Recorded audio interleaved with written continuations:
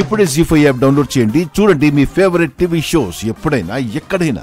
అమ్మా ఆనందభైరవ్ గారు, మొదటిసారి దర్శన్ బాబు గారు ఇలా రాముల వారిని తన చేతులతో పట్టుకుని కదిలి వస్తుంటే ఆ శ్రీరాముడు ఇద్దరుగా కనిపిస్తున్నారా అన్నట్టుగా ఉందమ్మా.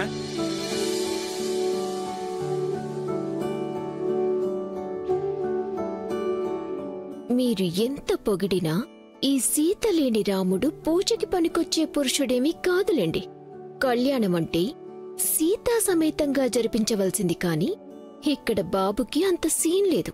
కాబట్టి పూజలో కూర్చునే సతీ సమేతం నేను మాయని.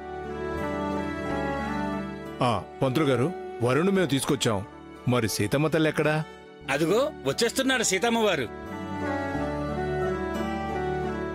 ఇంతకీ ఎవరు తీసుకొస్తూ ఉంటారు సీతమ్మ వారిని?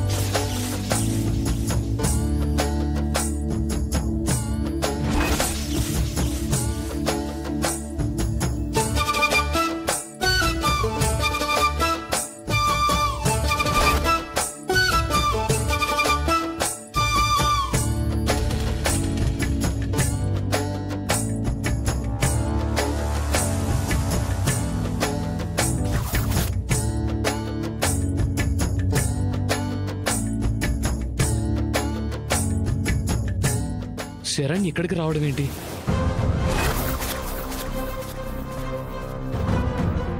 ఇదేం ట్విస్ట్! అన్ని తెంచుకుని పోయిన శరణ్య మళ్ళీ ఇలా ఎంట్రీ ఇస్తోందేంటి?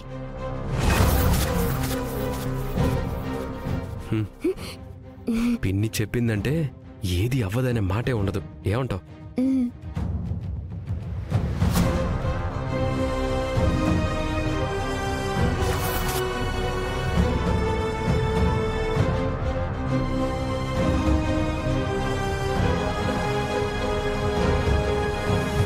అత్తయ్యా, మొత్తానికి నీ పంత నెగ్గించుకోటానికైనా శరణ్యని రప్పించుంటావు కదూ.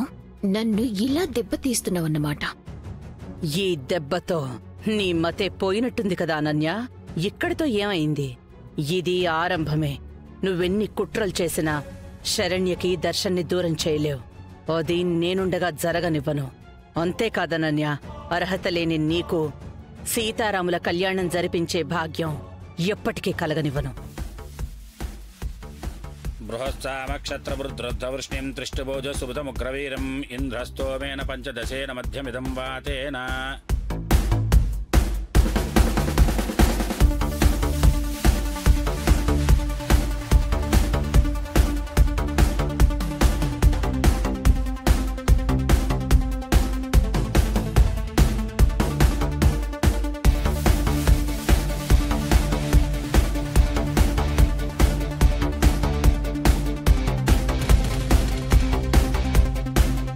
జీ5 యాప్ డౌన్లోడ్ చేసి అన్ని ఎపిసోడ్స్ పూర్తి ఉచితంగా చూడండి.